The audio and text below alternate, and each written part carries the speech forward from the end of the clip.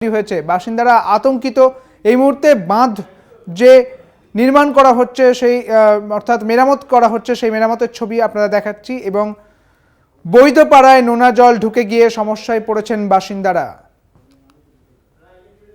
৩০০টি পরিবার এই মুহূর্তে আতঙ্কিত হয়ে রয়েছেন তারা, কারণ দক্ষিণ ২৪ পরগনার কোরানখালীতে নদী বাঁধের ধস নেমেছে।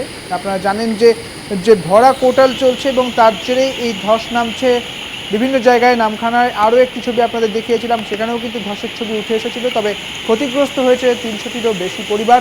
আতঙ্কিত গ্রামবাসীরা।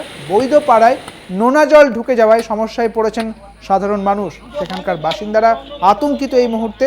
দেখতে পাচ্ছেন মেরামতের কাজ চলছে, বাঁধ মেরামতের কাজ চলছে।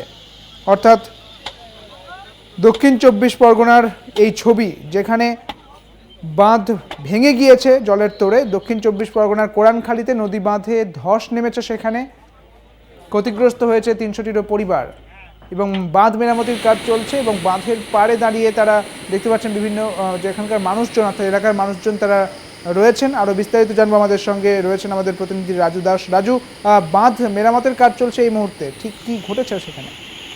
দেখো, গতকাল গভীর রাতে হঠাৎই মানুষজন শব্দ পায়, জলের শব্দ পায়। তখনই কিন্তু তড়িঘড়ি তারা বেরিয়ে এসে নদীর বাঁধের সামনে আসে এবং দেখেন যে কোরানখালী যে নদীর বাঁধ ভেঙে গ্রামে জল ঢুকতে শুরু করেছে। তড়িঘড়ি মানুষজন প্রশাসনের দ্বারস্থ হয়। তখনই স্থানীয় পঞ্চায়েতের উদ্যোগে সেই সকল ক্ষতিগ্রস্ত মানুষদেরকে প্রথমে নিরাপদ আশ্রয়ে নিয়ে যাওয়া হয়।